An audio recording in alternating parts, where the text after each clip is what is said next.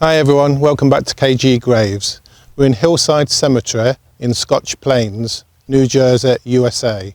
And we're here to visit the grave of the famous actor Dudley Moore. I'm sure you've heard of him.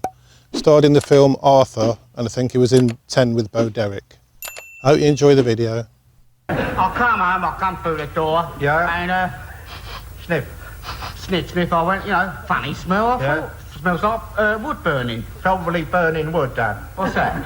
Burning wood, that's a perfume worn by sensual, earthy women. Oh, it's funny you should say that, because I come in the bathroom, it's a bit stronger here, it's funny. And I come in the bedroom, it's getting ridiculous, this smell, Burning. And so I get in the bed, turn the covers back. It's a bit warm in bed, I thought it's funny, being warm like that.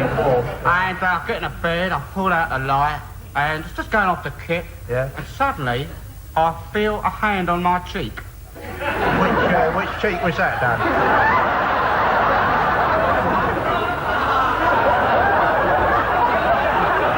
Come on, which cheek was it?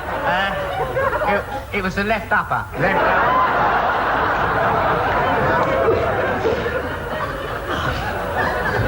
I said, I thought, it's funny. I turned on the light.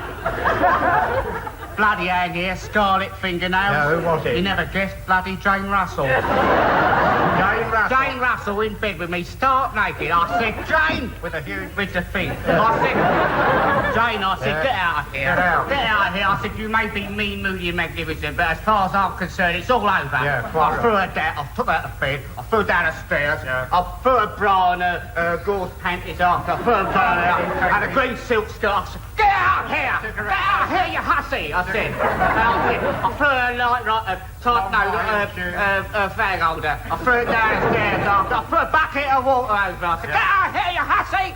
I said, don't come in my bed again, mate. It's disgusting. Yeah. Terrible. I'm shocked to the quick. You're quite right. You've got to do something about these bloody women who pester you. They go on, They go on and on. Yeah.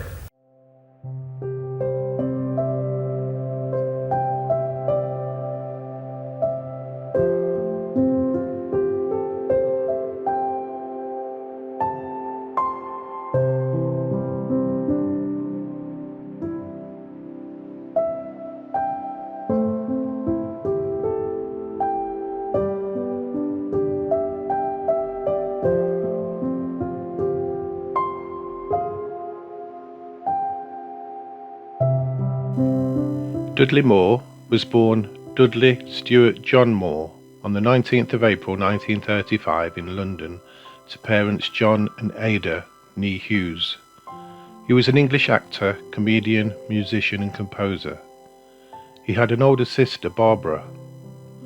He was short at 5 foot 2 inches tall and had club feet that required extensive hospital treatment. This made him the butt of jokes from other children.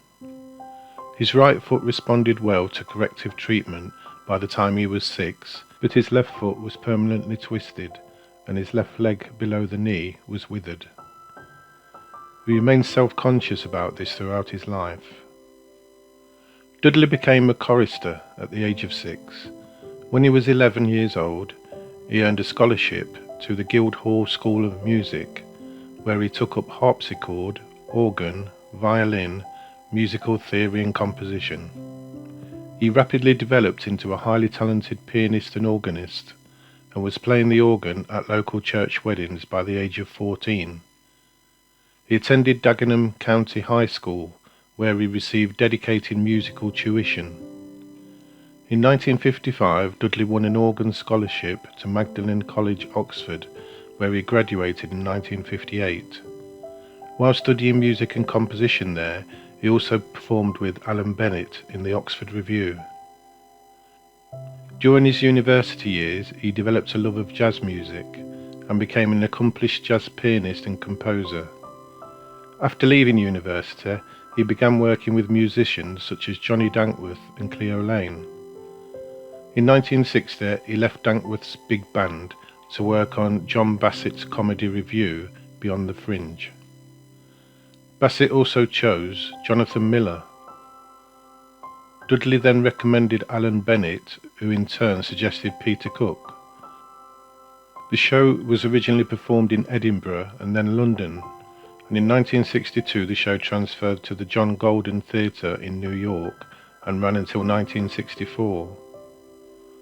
When Dudley returned to the UK, he was offered his own series on the BBC, not only, but also 1965, 1966 and 1970. It was commissioned specifically as a vehicle for Dudley, but when he invited Peter Cook on as a guest, their comedy partnership was so notable that it became a permanent fixture of the series. They are most remembered for their sketches as two working-class men, Pete and Dud, in macks and cloth caps, commenting on politics and the arts, but they also fashioned a series of one-off characters, usually with Dudley in the role of the interviewer to one of Peter's upper-class eccentrics. In 1968 they briefly switched to ATV for 4 one-hour programmes entitled Goodbye Again. However, they were not as critically well received as the BBC shows. On film, Dudley and Peter appeared in the 1966 British comedy film The Wrong Box, before co-writing and co-starring in Bedazzled 1967 with Eleanor Bron. The pair closed the decade with appearances in the film Monte Carlo or Bust and The Bed-Sitting Room, both 1969, based on the play by Spike Milligan and John Antrobus. In 1968 and 1969, Dudley embarked on 2 solo comedy ventures, firstly in the film 30 is a Dangerous Game, Cynthia, 1968, and secondly on stage for an anglicised adaptation of Woody Allen's Play Again Sam at the Globe Theatre in London's West End. In the 1970s, the relationship between Dudley and Peter became increasingly strained as the latter's alcoholism began affecting his work. In 1971, however, they took their old sketches together with new material to create the stage revue Behind the Fridge. This show toured Australia and New Zealand and ran in London's West End between 1972 and 1973 before transferring to New York City in 1973, retitled Good Evening. Peter frequently appeared inebriated on and off stage. Nonetheless, the show proved very popular and it won Tony and Grammy Awards. When the Broadway run of Good Evening ended, Dudley stayed on in the US to pursue his film acting ambitions in Hollywood, but the pair reunited to host Saturday Night Live on the 24th of January 1976 during its first season. It was during the Broadway run of Good Evening that Peter persuaded Dudley to take the humour of Pete and Dud further on long-playing records as Derek and Clive. Derek and Clive Live was released in 1976. 2 further albums, Derek and Clive Come Again 1977 and Derek and Clive Ad Nauseam 1978 were later released. The latter was also filmed for a documentary, Derek and Clive Get the Horn. In the film it is clear tensions between the 2 men were at breaking point, with Dudley at one point walking out of the recording room singing "Breaking Up is so easy to do." In 2009 it came to light that, at the time, there were attempts to have them prosecuted under obscenity laws for their Derek and Clive comedy recordings. I have heard these albums and they are very crude. The last significant appearance for the partnership was in 1978's The Hound of the Baskervilles, where Dudley played Dr. Watson to Peter's Sherlock Holmes. They eventually reunited for the annual American Benefit for the Homeless, Comic Relief USA, in 1987, and again in 1989 for a British audience at the Amnesty International Benefit, The Secret Policeman's Biggest Ball. Dudley was deeply affected by the death of Peter Cook in 1995, and for weeks would regularly telephone Peter's home in London just to hear his friend's voice on the telephone answering machine. He attended Peter's memorial service in London and, at the time, many people who knew him noted that he was behaving strangely and attributed it to grief or drinking. In November 1995, Dudley teamed up with friend and humorist Martin Lewis in organising a 2-day salute to Peter in Los Angeles that Dudley co-hosted with him. During the 1960s, Dudley formed the Dudley Moore Trio with drummer Chris Caron and bassist Pete McGurk. Following McGurk's suicide in June 1968, Peter Morgan joined the group as his replacement.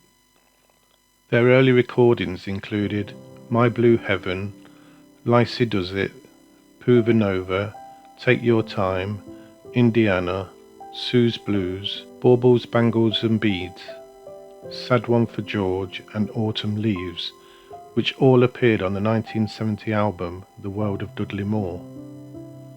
The trio performed regularly on British television, made numerous recordings and had a long-running residency at Peter Cook's London nightclub, The Establishment.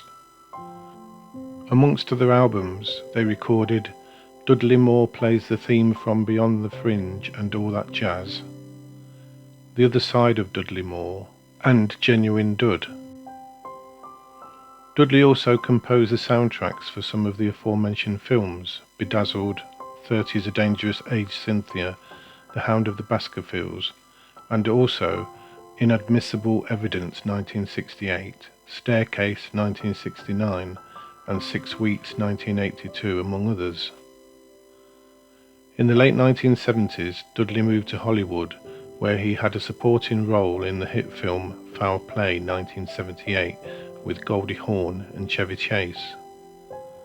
The following year saw his breakout role in 10, which became one of the biggest box office hits of 1979 and gave him an unprecedented status as a romantic leading man.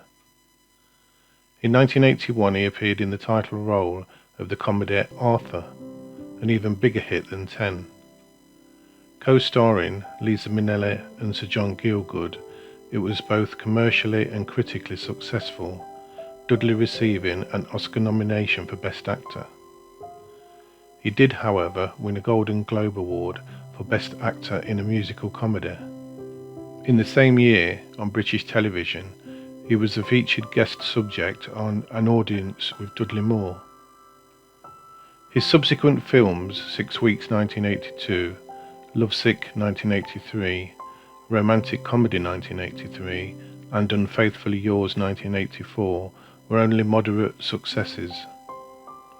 Later films he appeared in included Best Defense 1984, Santa Claus the Movie 1985, Like Father Like Son 1987, Arthur II on the Rocks 1988, a sequel to the original, Crazy People 1990, and Blame It on the Bellboy 1992. Dudley was the subject of the British This Is Your Life for a second time in March 1987, when he was surprised by Eamon Andrews at his Venice Beach restaurant. He had previously been honoured on the programme in December 1972. Also in 1987, Dudley had been interviewed for the New York Times by the music critic Rena Fruchter, herself an accomplished pianist, and the two became close friends. In 1991, he released the album Songs Without Words, and in 1992, Live from an Aircraft Hangar, recorded at London's Royal Albert Hall. By 1995, Dudley's film career was on the wane, and he was having trouble remembering his lines, a problem he had never previously encountered. It was for this reason he was sacked from Barbra Streisand's film The Mirror Has Two Faces 1996. However, his difficulties were, in fact, due to the onset of the medical condition that eventually led to his death. Opting to concentrate on the piano, he enlisted Rena Fruchter as an artistic partner.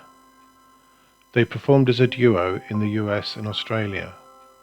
However, his disease soon started to make itself apparent there as well, as his fingers would not always do what he wanted them to do.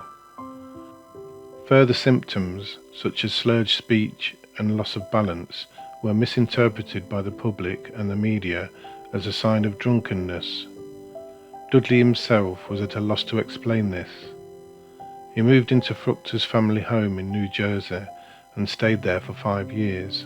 However, this placed a great strain both on her marriage and her friendship with him, and she later set him up in the house next door. In his personal life, Dudley was married and divorced 4 times. To actresses Susie Kendall, 15th of June 1968 to 15th of September 1972, Tuesday Weld, 20th of September 1975 to the 18th of July 1980, with whom he had a son, Patrick, on the 26th of February 1976.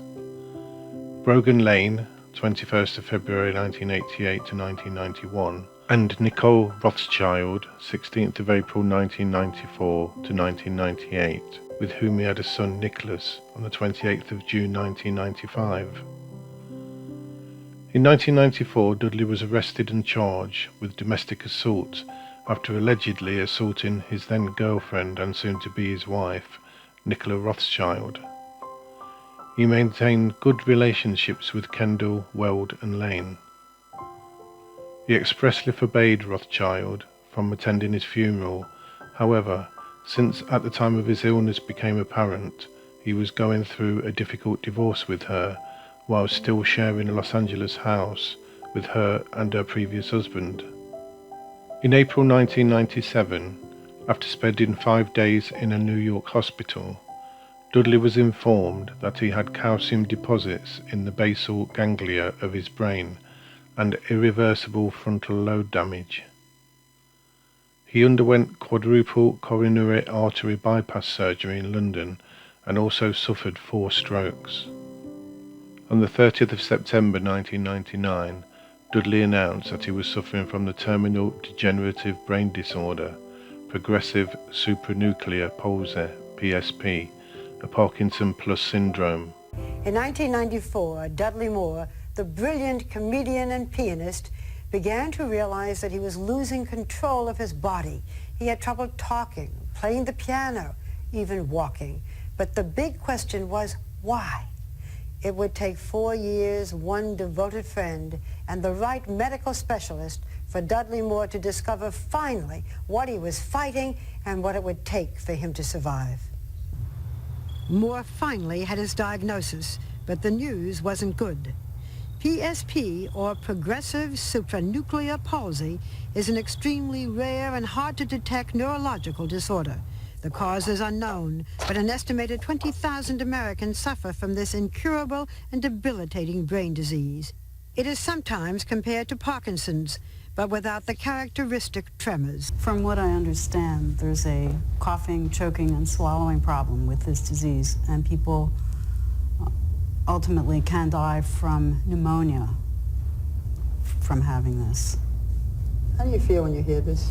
I didn't like it. The thought of choking to death must be awful. I didn't find it very comforting. Dr. Thomas Galsky is in charge of Moore's treatment, including their weekly psychotherapy. Tell me what the mood's like. It is fine.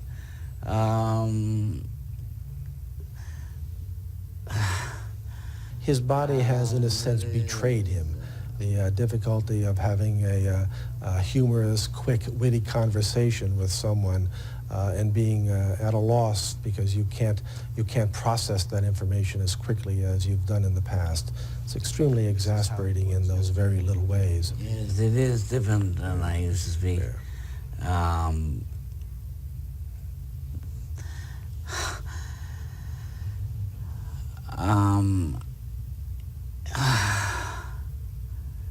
Gone? Is the thought gone? Gone. Okay. But going out in public can be treacherous. The disease affects coordination and balance, and Moore often falls, sometimes 2 to 3 times a day. But you never know when it's going to happen. No. Just for Dudley to keep going, it's a struggle. He's courageous. In some ways, this is Rena Fruchter's story, too. Yes. She is. Certified saint? Certifiable. Certifiable. Yes. She had endless compassion for me. And I just feel that she is extraordinary in that way. Dudley, if it were not for Rena, is there anyone else to take care of you? I don't think so. I mean, I can't imagine somebody taking over that role. There is no one else in your life? No. You have two sons. Yes. Patrick is 23, and then there is a little boy of 4. But you don't see your children. No. Why not?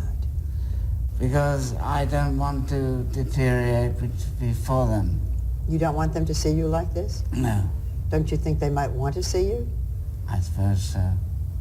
What is your prognosis? I think that I'm going to die. I don't know. I don't think that it's going to be pleasant. What do you miss most? What I miss most? Playing the piano. I love it so much. And I miss that very much.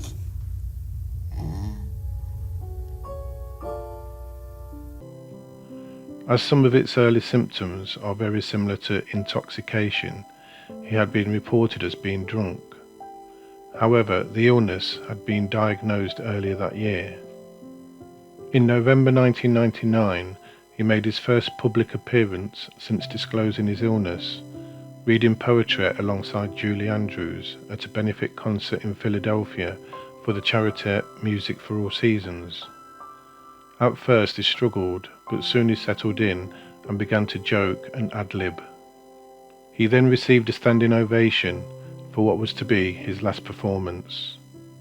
His disease would quickly progress, eventually requiring him to use a wheelchair. Dudley died on the morning of the 27th of March 2002 as a result of pneumonia secondary to immobility caused by his PSP in Plainfield, New Jersey at the age of 66. Rena Fruchter was holding his hand when he died. She reported his final words were, "I can hear the music all around me." Rena Fruchter later wrote a memoir of their relationship titled Dudley Moore 2004. Dudley appeared in 30 films between 1961 and 1998 and 20 TV shows between 1964 and 1996. He released many albums and also had 2 singles in the UK charts, Goodbye Ye and The Ballad of Spotty Muldoon, both in 1965 with Peter Cook. He was appointed a Commander of the Order of the British Empire, CBE. Despite his deteriorating condition, he attended the ceremony at Buckingham Palace on the 16th of November to collect his honour in a wheelchair. It was his last public appearance. Let's see where his grave is located.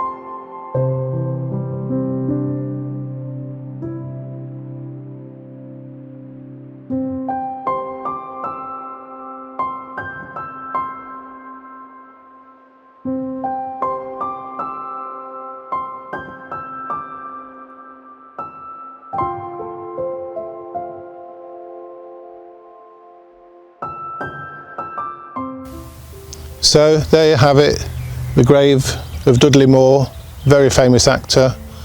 As usual, if you like the video, give it a thumbs up, subscribe to the channel, it's absolutely free, and hit that notification bell for more videos like this.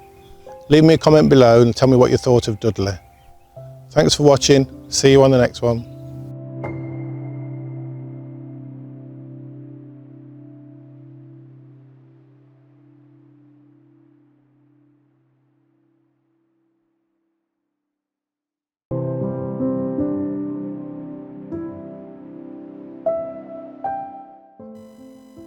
Rest in peace, Dudley Moore.